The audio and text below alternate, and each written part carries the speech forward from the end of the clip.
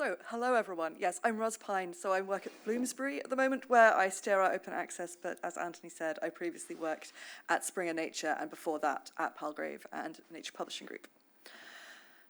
So here I am again, a decade after I first started working in open access and the humanities, perhaps 15 years after publishers first seriously started engaging with open access for books, talking about challenges for humanities books. I'm sorry. But I do actually think we've made quite a lot of progress. And so I wanted to start by looking at some of the ways in which I think we've made some progress.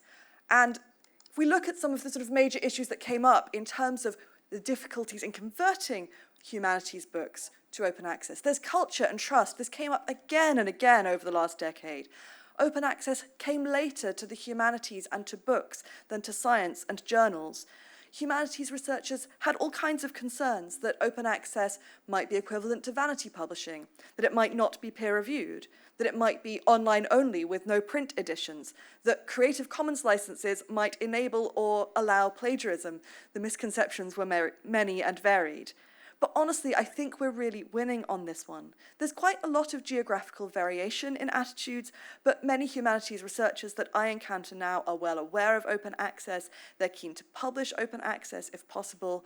And along the way, accommodations have been made to make open access work better for the humanities, such as, for example, greater flexibility on licensing. And I say this as a great advocate for CC BY, but also recognizing that there are situations in the humanities where it just isn't appropriate, perhaps doesn't really work. So doing all right on this, and I think it's because attitudes have changed because of huge amounts of action from librarians, from publishers, and latterly from funders. Other challenges, there's third-party rights. The fact that arts and humanities research is more likely to need to incorporate third-party material than is STM.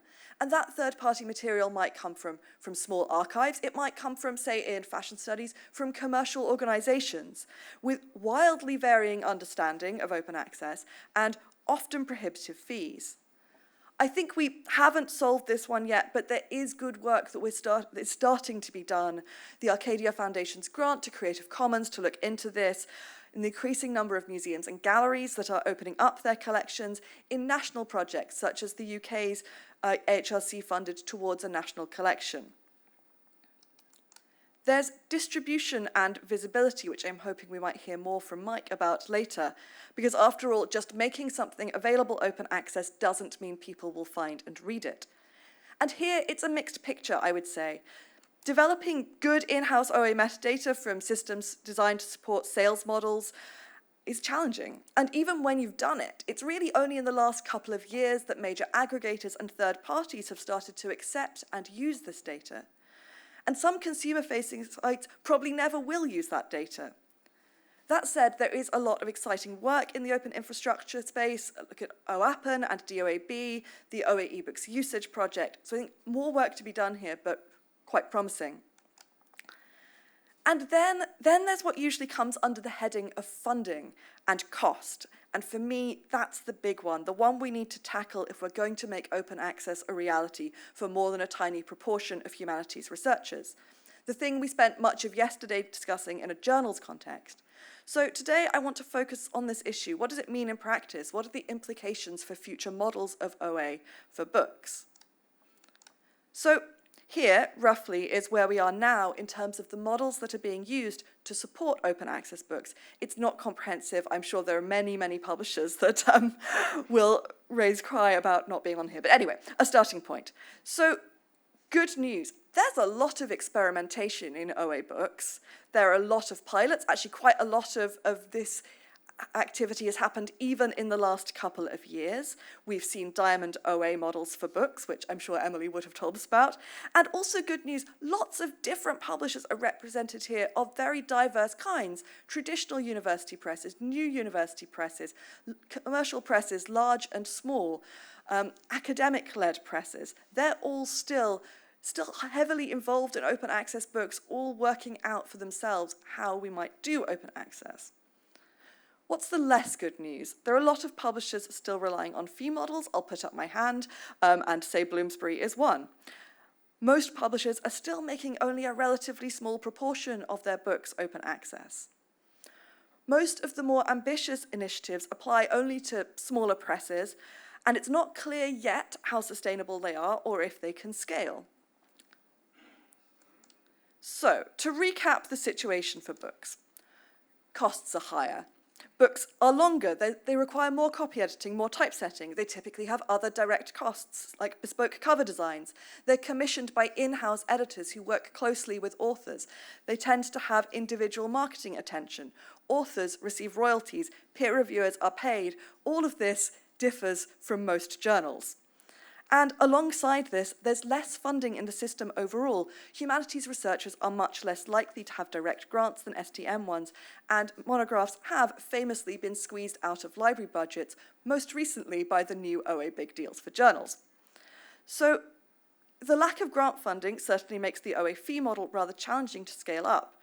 But in an ideal world, wouldn't we flip books to open access by converting the current funds that are being put towards the purchase of academic books and use them to support OA publication instead, essentially looking at versions of a subscribe to open model for books, except of course books don't operate on a subscription model. But yes, removing author-side costs would also open up open access publication to all authors, not just the ones who happen to be in receipt of a grant, not just those ones at a rich institution. So what's been tried, what have we learned, and what do we need to take into account when thinking about how such a model or models, almost certainly models, will work? So, as Anthony led in, to give you a historic example of an attempt to use existing spending to enable open access. You may know that Bloomsbury Academic started as an OA book publisher back in 2008, with thanks to the Internet Archive for this image. So the books were sold in print, and some e-formats, such as the PDFs, were made freely available under Creative Commons licenses. And I'm told authors really loved that model. They got the same publishing experience and expertise they would expect from any good academic press, but also anyone around the world could read and share their work. And in 2008, that was really innovative. But this was a time when print was dominant. And over the last few years, we've seen a really significant shift.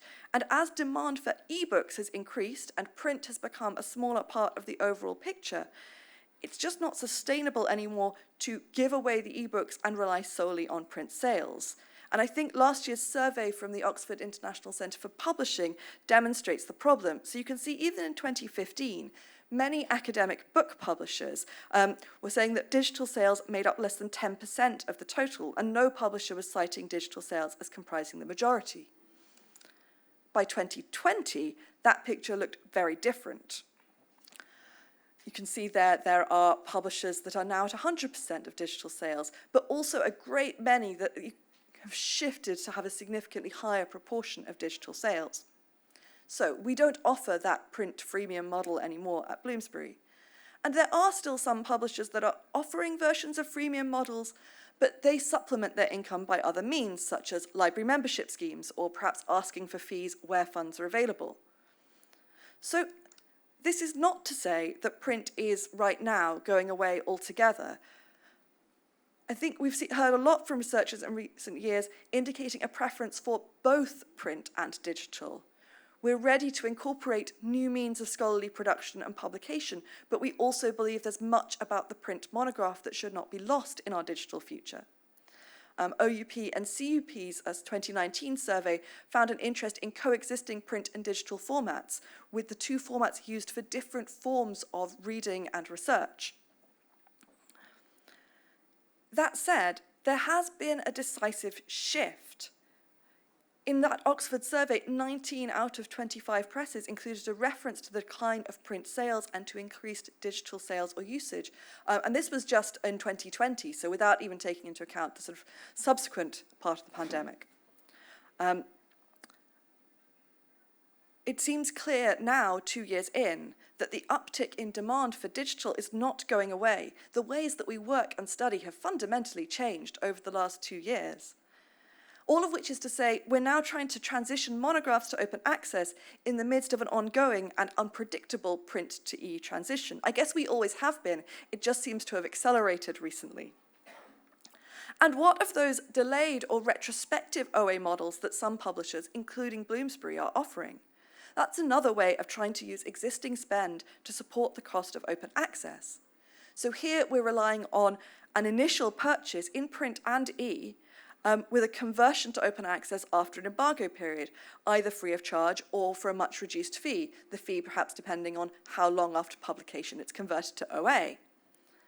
While publishers have noted other changes to purchasing habits as a result of COVID, Anthony Cond at Liverpool University Press has been quoted as saying that the pandemic pushed the remaining just-in-case library buyers to become just-in-time, with the result that frontlist sales that would have happened in the first 6 months after publication now often happen in year 2.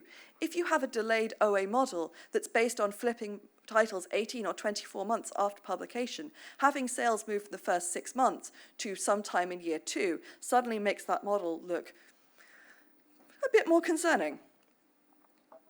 So the other thing that makes books perhaps more complicated to flip, if we're looking at using the existing spending on books, is the complexity of the academic book supply chain.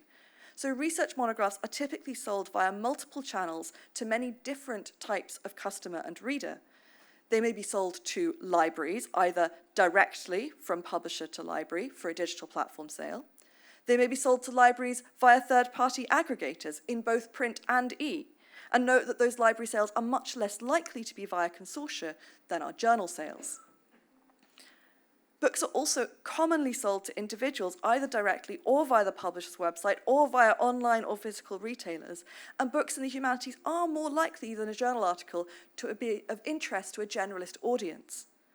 So when we're looking at how to convert based on what's happening at the moment, not only do we have to consider how different customers' print purchasing decisions may be affected by OA availability, we also have to work out how we might be able to flip this highly distributed current system to one which can support OA. How do you take those different strands of people who want the ebook and enable them to support open access?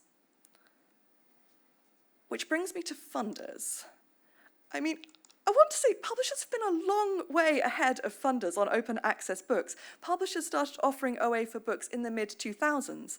I think the first big funder interventions came with the Wellcome and the European Commission policies in 2013 and 2014. UKRI only released a policy last year. And even now, in conversations with funders, I do sometimes get the impression that they don't understand just how different books are, different monographs are. They're not just long journal articles, both in the concept, in the way they relate to their field, and in the ways they're written, produced, and distributed. But I think also that the last 15 years, and particularly the example of Europe, has shown that funders have a very important role to play in supporting and enabling a transition to open access. They can help to mandate and to galvanize change, and may be able to provide additional funding that is needed to enable that transition. So we do need funders to be active in their support for open access books and active in developing their understanding of how different books are from journals. And we have, as I've said, seen some good signs here, for example, in the flexibility over Creative Commons licensing. More to come.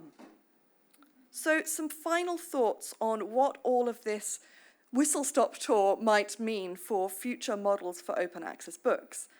I think it's clear that models for OA books are likely to need to bring together multiple funding sources to be sustainable. Print, for as long as it continues to be wanted, which looks likely to be for a while. Some form of library contribution, perhaps some form of funder contribution. I think all these models are likely to be pretty complex, and we should remember that that adds cost. And actually the sheer diversity of models also adds cost, and that's not an argument against the diversity of models. It's just to note that the more different systems, say a library is having to weigh up, to decide between, the more different funding channels a publisher is having to kind of wrangle, the more complicated things get. The more internal resource you need to manage all of that. If we want to enable equitable open access for all authors, it's likely that versions of a subscribe to open model, but not subscribing, will be needed. And so then we come back to the question of how sustainable will library contributions be in the face of future budget cuts. developing systems and infrastructure to enable new OA models and publishing for books is also going to incur costs for all involved. I think we just have to accept that there are transitional costs, and that's how it works. But I think there is still work to develop all those systems and infrastructure. I'm not sure everyone is yet able to scale up on open access books, and that needs to happen alongside any switching of models. And finally, given all the shifting current dynamics, whatever we develop now will probably need to be reworked and reimagined in a decade's time, just as those early models from 2008 have been reworked and reimagined. This isn't something where we're going to find the ultimate means of converting books to OA tomorrow. We're going to take another step, and then in a couple of years' time, we're going to take a step after that, but we will get there. So some final thoughts on the role of the monograph. The fact that it is not just a report on the results of the research, it's part of the research. At their best, monographs can provoke debate, can shift paradigms, provide a focal point for research. We need to make sure that monographs and the humanities are not left behind as we move to open access. Thank you.